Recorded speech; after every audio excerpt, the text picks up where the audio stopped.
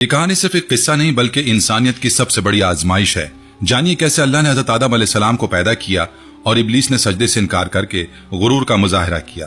اس انکار کے بعد ابلیس نے حضرت آدم علیہ السلام اور حضرت بی بی حوا سلام اللہ علیہ کو بہکانے کی قسم کھائی اور مور اور سانپ کے ذریعے اپنی سازش کو کامیاب کیا۔ یہی لمحہ انسان اور شیطان کے ازلی دشمنی کا آغاز تھا۔ بسم اللہ الرحمن الرحیم۔ السلام علیکم رحمۃ اللہ وبرکاتہ۔ پیارے دوستو، جنت وہ پاکیزہ مقام تھا جہاں دنیاوی خواہشات، دکھ اور پریشانیوں کا کوئی تصور نہ تھا۔ یہ وہ پرسکون جگہ تھی جو صرف اللہ کے فضل اور حکم پر قائم تھی۔ یہاں ہر چیز میسر تھی، ہر پھل، ہر نعمت بے حد و بے حساب موجود تھی۔ حضرت آدم علیہ السلام اور حوا علیہ السلام اس جنت کے پرسکون ماحول میں رہتے تھے۔ اللہ نے انہیں ہر نعمت کی اجازت دی تھی سوائے ایک چیز کے۔ ایک درخت تھا جس کے بارے میں واضح حکم تھا، اے آدم، تم اور تمہاری بیوی جنت میں رہو اور جہاں سے چاہو کھاؤ پیو، لیکن اس درخت کے قریب مت جانا ورنہ ظالموں میں شمار ہو جاؤ گے۔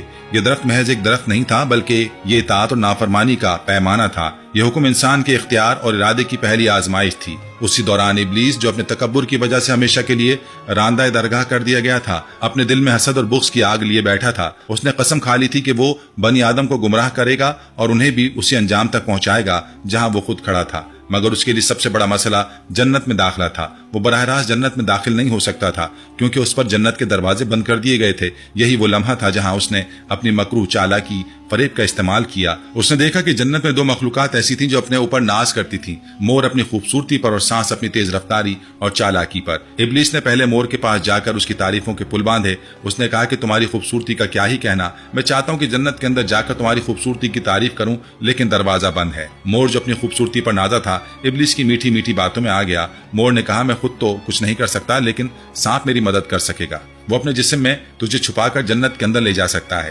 اس کے بعد ابلیس نے سانپ سے رابطہ کیا۔ اس وقت سانپ زہریلا اور خوفناک نہیں تھا بلکہ اس کا جسم نہایت سیدھا اور خوبصورت تھا۔ ابلیس نے سانپ کی چالاکی کی تعریف کی اور اسے راضی کیا کہ وہ اسے اپنی کمر میں چھپا کر جنت میں لے جائے۔ سانپ اس کام پر راضی ہو گیا۔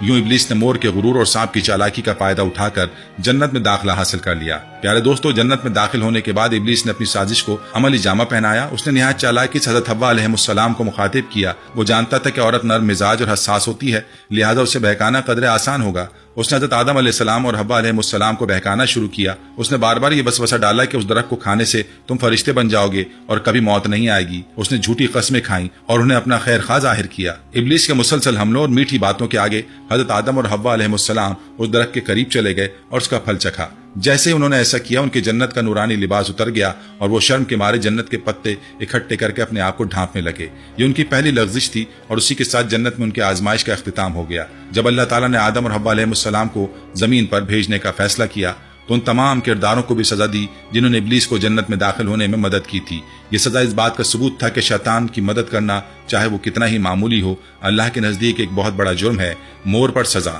مور کو اپنی خوبصورتی پر غرور تھا اور اس کی وجہ سے وہ شیطان کے بہکاوے میں آ گیا۔ اس کی سزا یہ ہوئی کہ اس کی خوبصورتی اب اس کے لیے آزمائش بن گئی۔ اس کی سریلی آواز کو ایک کرخت بھری آواز میں بدل دیا گیا۔ یہ بھی کہا جاتا ہے کہ اس کے پروں پر شیطان کی آنکھیں موجود ہیں جو انسان کو غرور کی طرف لے جاتی ہیں۔ یہ انسان کو سبق دیتا ہے کہ خوبصورتی کا تکبر آخرکار ذلت کا باعث بنتا ہے۔ سانپ پر سزا۔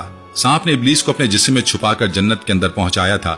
اس کی سزا یہ ہوئی کہ اس کے خوبصورت پاؤں چھین لیے گئے اور اسے پیٹ کے بل رینگنے پر مجبور کر دیا گیا۔ اس کی خوراک مٹی بنا دی گئی تاکہ وہ ہمیشہ زمین سے جڑا رہے۔ اس کے جسم میں زہر ڈال دیا گیا اور اسے انسان کے لیے خوف کی علامت بنا دیا گیا۔ اللہ نے انسان اور سانپ کے درمیان قیامت تک دشمنی ڈال دی تاکہ انسان کو ہمیشہ یاد رہے کہ شیطان کے ساتھیوں کا انجام کیا ہوتا ہے۔ یہ واقعہ ہمیں یہ اہم سبق دیتا ہے کہ انسان کی ہر چھوٹی بڑی غلطی کا حساب ہوتا ہے۔ پیارے دوستو، جنت کی لغزش کے بعد حضرت آدم علیہ السلام اور حضرت حوا علیہ السلام نے اپنی غلطی کو محسوس کیا تو ان کا دل خوف اور ندامت سے کانپ اٹھا۔ وہ فوری طور پر اللہ کے حضور گڑ گڑانے لگے اور اپنی لغزش پر معافی مانگنے لگے۔